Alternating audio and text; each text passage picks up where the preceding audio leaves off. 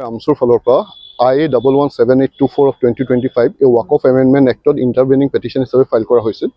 আমাৰ advocate on record Fuzail Ahmed Ayyubi ডাঙৰীয়া আৰু আমাৰ হৈ যুক্তি প্ৰদৰ্শন কৰি আছে দেশৰে আমাৰ সুপ্ৰিম কোৰ্টৰ জ্যেষ্ঠ অধিবক্তা কপিল সিব্বল ডাঙৰীয়া।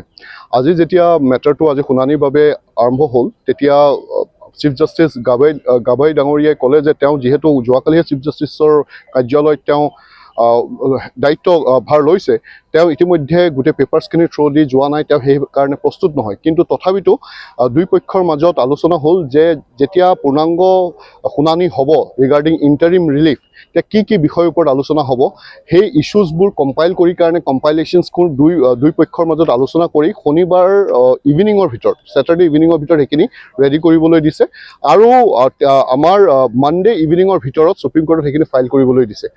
আৰু অহা মঙলবাৰে 20 তাৰিখে 4 ঘণ্টা সময় এলকেট কৰা হ'ব। বোথ দ্য পাৰ্টিছক 2 ঘণ্টাকৈ 4 ঘণ্টা সময় এলকেট কৰা হ'ব নিজৰ যুক্তি প্ৰদৰ্শন কৰিবলৈ।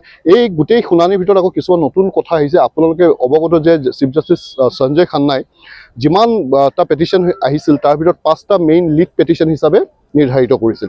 কিন্তু আজি বহু পেটিশ্যনাৰ আহি কৈছিল তেওঁলোকৰ পক্ষখিনিও শুনিবলৈ লাগে। এনেধৰণৰ কিছুমান কথা আহিছিল।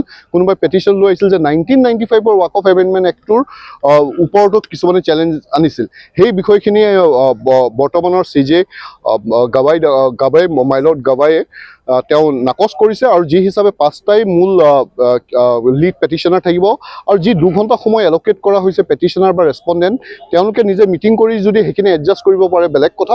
আমচুৰ ফালৰ পৰা IA117824 of 2025 এই ৱাক অফ এমেণ্ডমেণ্ট এক্টত ইণ্টাৰভেনিং পেটিশ্যন হিচাপে ফাইল কৰা হৈছিল। আমাৰ advocate on record Fuzail Ahmed Ayyubi ডাঙৰীয়া আৰু আমাৰ হৈ যুক্তি প্ৰদৰ্শন কৰি আছে দেশৰে আমাৰ সুপ্ৰিম কোৰ্টৰ জ্যেষ্ঠ অধিবক্তা কপিল সিব্বল ডাঙৰীয়া। আজি যেতিয়া মেটাৰটো আজি শুনানিৰ বাবে আৰম্ভ হ'ল তেতিয়া চিফ জাষ্টিছ গাবাই ডাঙৰীয়াই ক'লে যে তেওঁ যিহেতু যোৱাকালিহে চিফ জাষ্টিছৰ কাৰ্যালয়ত তেওঁ দায়িত্ব ভাৰ লৈছে, তেওঁ ইতিমধ্যে গোটেই পেপাৰ্ছখিনি থ্ৰু দি যোৱা নাই, তেওঁ সেই কাৰণে প্ৰস্তুত নহয়। কিন্তু তথাপিতো দুই পক্ষৰ মাজত আলোচনা হ'ল যে যেতিয়া পূৰ্ণাংগ শুনানি হ'ব ৰিগাৰ্ডিং ইণ্টাৰিম ৰিলিফ, তেতিয়া কি বিষয়ৰ ওপৰত আলোচনা হ'ব, সেই ইছ্যুজবোৰ কম্পাইল কৰি কাৰণে কম্পাইলেশ্যনছবোৰ দুই পক্ষৰ মাজত আলোচনা কৰি শনিবাৰ ইভিনিঙৰ ভিতৰত, ছেটাৰডে ইভিনিঙৰ ভিতৰত সেইখিনি ৰেডি কৰিবলৈ দিছে আৰু আমাৰ মানডে ইভিনিঙৰ ভিতৰত সুপ্ৰিম কোৰ্টত সেইখিনি ফাইল কৰিবলৈ দিছে। আৰু অহা মঙলবাৰে 20 তাৰিখে 4 ঘণ্টা সময় এলকেট কৰা হ'ব। বোথ দ্য পাৰ্টিছক 2 ঘণ্টাকৈ 4 ঘণ্টা সময় এলকেট কৰা হ'ব নিজৰ যুক্তি প্ৰদৰ্শন কৰিবলৈ।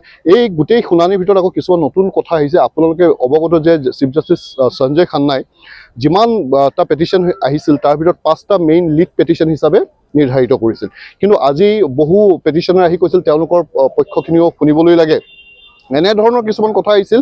কোনোবাই পেটিশ্যন লৈ আহিছিল যে 1995 ৱাক অফ এমেণ্ডমেণ্ট এক্টটোৰ ওপৰতো কিছুমানে চেলেঞ্জ আনিছিল। সেই বিষয়খিনি বৰ্তমানৰ CJ গাবাই মাইলৰ্ড গাবায়ে তেওঁ নাকচ কৰিছে আৰু যি হিচাপে 5টাই মূল লিড পেটিশ্যনাৰ থাকিব আৰু যি 2 ঘণ্টা সময় এলকেট কৰা হৈছে পেটিশ্যনাৰ বা ৰেছপণ্ডেণ্ট, তেওঁলোকে নিজে মিটিং কৰি যদি সেইখিনি এডজাষ্ট কৰিব পাৰে বেলেগ কথা।